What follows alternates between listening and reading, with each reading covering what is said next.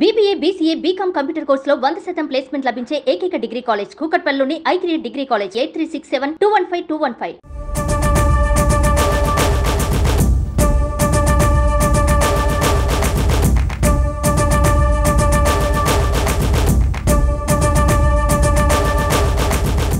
మొన్న యువత పోరు అని చెప్పి వైఎస్ఆర్సీపీ ప్రభుత్వము పెట్టారు.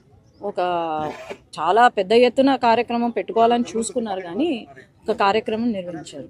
దాంట్లో భాగంగా కొంతమంది నాయకులు అనవసరంగా పిచ్చి పిచ్చి మాటలు మాట్లాడుకుంటూ, మరి మొన్న ఎవరో సిద్ధార్థరెడ్డి వచ్చి మాట్లాడాడు. పాపము స్క్రిప్ట్ రాసిన వాళ్ళు ఒక రోజు ముందు స్క్రిప్ట్ ఇచ్చినట్టున్నారు, బాగా చదువుకొని వచ్చి మాట్లాడుతున్నాడు. ఏంలే, చాలా నెలల నుంచి పాపం ఆయనకు యూట్యూబ్లలో, ఫేస్బుక్లలో, సోషల్ మీడియాలలో షేర్స్, లైకులు రాక మళ్ళా ఇప్పుడు వచ్చి నోటికి వచ్చిన మాటలు సీఎం గారిని, పవన్ కళ్యాణ్ గారిని, లోకేష్ అన్నను అందరినీ మాట్లాడడం అనేది నేను ఖండిస్తున్నాను. ఈరోజు ఆ రోజు అన్నాడు కార్యకర్తల గురించి మాట్లాడుతున్నాడు. 9 నెలలుగా మరి కార్యకర్తలు నమ్ముకున్న కార్యకర్తలు చాలా మంది ఉండొచ్చు అతనికి. మరి 9 నెలలుగా కార్యకర్తలని గాలికి వదిలేసినాడు. మరి కార్యకర్తల గురించి మాట్లాడే అర్హత ఇట్లాంటి రౌడీ నాయకులకు ఉందా అని నేను ప్రశ్నిస్తున్నాను. ఆనాడు ఏమన్నారు, కార్యకర్తలను అరెస్టు చేస్తున్నారు, అరెస్ట్ల గురించి పాపం ఈయన మాట్లాడుతున్నాడు. నేను నిన్నాను కార్యకర్తలతో, వాళ్ళు అధికారంలో ఉన్నా కూడా, వైసీపీ అధికారంలో ఉన్నా కూడా నేను నిన్నాను, నా కార్యకర్తల వెంట నేను పోరాడినాను. వాళ్ళపైన కేసులు పెట్టినా, వాళ్ళపైన ఎన్ని దౌర్జన్యాలు చేసినా నేను నిన్నాను. అట్లా నేనే కాదు, కార్యకర్తను కాపాడుకున్నారు అధికారంలో లేకపోయినా అంటే అది కేవలము Telugu Desam party, Janasena, BJP party ముగ్గురు కూడా కాపాడుకున్నారు తప్ప వీళ్ళు కాదు. గెలవంగానే, మేము అధికారంలోకి రాగానే భయపడి పారిపోయే వాళ్ళు ఈరోజు కార్యకర్తల గురించి మాట్లాడుతున్నారు. మరి ఆనాడు నా పైన కేసులు వేసినప్పుడు లేదా, అక్క అని కూడా లేకుండా ఆ రోజు లోకల్ బాడీ ఎలక్షన్స్లో మేము గెలుస్తామని చెప్పి మా నాయకులను, తర్వాత సర్పంచ్ క్యాండిడేట్ని అందరినీ కిడ్నాప్ చేసి అనవసరంగా తప్పుడు కేసులు నా పైన పెట్టినప్పుడు కేసుల గురించి మరి మీరు మాట్లాడుతుంటే చాలా గమ్మత్తుగా ఉంది. ఎప్పుడైనా ఆలోచన చేయండి. ఏదో అంటున్నాడు ఫుల్ అని, ఏదో ఫుల్ బాటిల్ అని అలవాటైనట్టుంది వాడికి, ఫుల్ అని ఏదో డైలాగులు వేస్తున్నాడు. మరి ఎవరు మాట్లాడుతున్నారు దీని గురించి? మళ్ళా అంటారు అందరూ జగన్ గారు మళ్ళీ రావాలి అని అనుకుంటున్నారంట. ఎవరు అనుకుంటున్నారు నాయన జగన్ గారు మళ్ళీ రావాలని?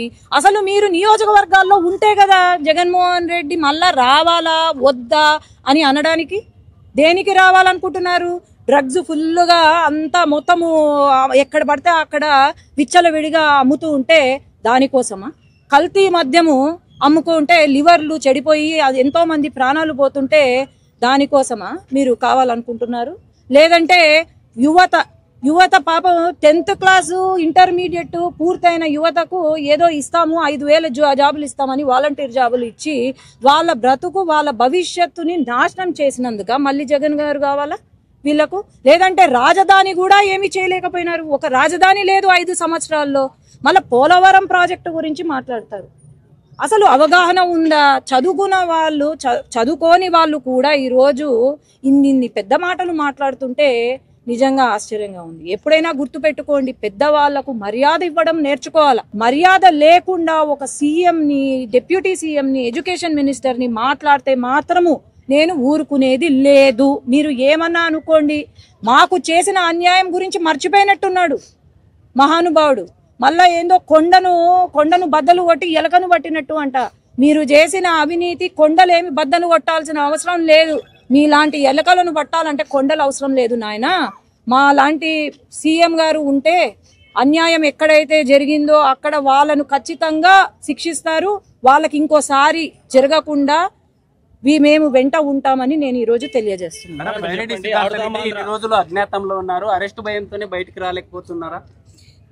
మీరు ఆడనే అడగాలి. నేను అదే అంటున్నాను, బాగా స్క్రిప్ట్ బాగా చదువుతాడు, బాగా చదివితే సినిమాలలో ట్రై చేస్తే సినిమా అవకాశాలు అయితే బాగా వస్తాయి. కానీ ఎందుకు రాజకీయాలు? ఎందుకు స్క్రిప్ట్ చదివే వాళ్లకు, సోషల్ మీడియాలో హల్చల్ చేసుకునే వాళ్లకు ఎందుకు రాజకీయాలు? 9 నెలలుగా ఎక్కడా లేని నాయకులు ఈ రోజు సడన్ గా ఒక రోజు వచ్చి మా నాయకుడు మాకు న్యాయం, కేసులు అంటుంటే ఇంకా ఏమనుకోవాలి వాళ్ళను? ఆలోచన చేయండి. ఆడుదాం ఆంధ్రకి 119 కోట్లు బడ్జెట్ కేటాయిస్తే టీడీపీ నాయకులు 10 కోట్ల రూపాయలు కావచ్చు, 10 కోట్లు కావచ్చు, 100 కోట్లు కావచ్చు, అవినీతే. అది ఖచ్చితంగా బయటికి వస్తుంది. ఆడేదో స్క్రిప్ట్ రాసుకొని 300 కోట్లు 200 కోట్లు అని మాట్లాడితే కాదు. అదే అంటున్నా, ఏదో పెద్ద కొండను తవ్వి ఎలకను పట్టినట్టు అని ఏదో డైలాగ్ కొట్టినాడు కదా, ఆ ఎలకను కొండను తవ్వాల్సిన అవసరము లేదు. ఖచ్చితంగా ఎక్కడ ఏం జరిగిందో అవినీతి జరిగితే మాత్రము జరిగింది అని అంటున్నారు. ఖచ్చితంగా వాళ్ళకి శిక్ష అయితే ఉంటుంది. అంటే మీ నాయకులంతా అసెంబ్లీకి తాగి వాళ్ళు గుట్కా ఆడ క్యాసినోలు నడిపినప్పుడు లేదా డ్రగ్స్ విపరీతంగా 5 సంవత్సరాల క్రితం విపరీతంగా స్కూల్ పిల్లలు కూడా డ్రగ్స్ తీసుకుంటూ ఉన్న ఇవి చూసాం మనము. అట్లాంటప్పుడు మరి తాగి అసెంబ్లీకి వెళ్తున్నారు అని అంటాడు. ఎట్లా అంటాడు తాగి అసెంబ్లీకి వెళ్తాడు అని? నేను చూపిస్తా ఎవరు తాగుతున్నారు, ఎక్కడ తాగుతున్నారు. మీ విజయవాడ కేంద్రము, విశాఖపట్నం కేంద్రము, లేదంటే హైదరాబాద్ కేంద్రాల్లో ఏమున్నాయి, అన్ని ఏమి కార్యక్రమాలు జరుగుతున్నాయి కూడా నేను చూపిస్తాను. సూపర్ 6 అమలు చేయలేకనే డైవర్షన్ పాలిటిక్స్ చేస్తున్నారు టీడీపీ అనేది మీ తమ్ముడి ఆరోపణ. ఏం డైవర్షన్ పాలిటిక్స్ అన్న నాకు అర్థం కావట్లేదు. అన్యాయం జరిగింది, ఇట్లా చేస్తున్నారు, దోచుకున్నారు అంటే వాళ్ళను ఐడెంటిఫై చేసి శిక్షించడము డైవర్షనా? ఈరోజు మళ్ళీ వీళ్ళు ఇదే మొదలు పెడతారు. ఇన్ని రోజులు మొదలు పెట్టినారు, ఇదే మొదలు పెడుతున్నారు. ఎవరు ఇక్కడ అల్టిమేట్ గా సఫర్ అయ్యేది ఎవరు? మన మనుషులే కదా, ఇక్కడ ప్రజలే కదా సఫర్ అయ్యేది. మరి డైవర్షన్ పాలిటిక్స్ చేయాల్సిన అవసరం మాకు లేదు. మనం సూపర్ 6 అమలు చేయాలని చెప్పి ముందుకు తీసుకెళ్తున్నారు అంటే దాన్ని అప్రిషియేట్ చేయాలి. కానీ నోటికి వచ్చింది ఎవరో డైలాగులు రాస్తే మాట్లాడడం కాదు. ఈరోజు మీ అమ్మనే అనుకో, ఎవరైనా ఏమన్నా అంటే నువ్వు ఊరుకుంటావా చెప్పు? ఒకటే ప్రశ్న, తల్లికి పుట్టిన వ్యక్తిగతం కాదు, ఇది వ్యక్తిగతం కాదు ఇక్కడ, ఇది వ్యక్తిగతం కాదు.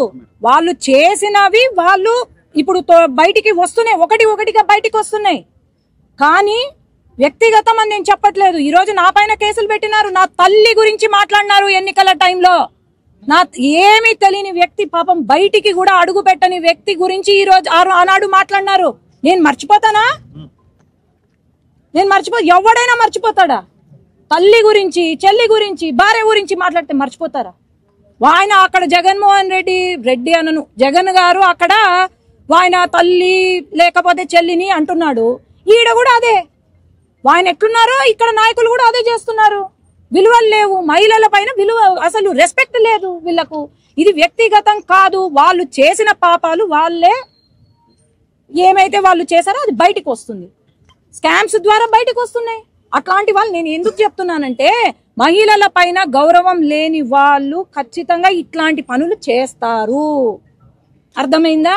ఇట్లాంటి పనులు చేస్తారు కాబట్టే వాళ్ళు బయటికి పడుతున్నారు. తమ్ముడు అనద్దయ్యా, నేను అదే చెప్తున్నాను.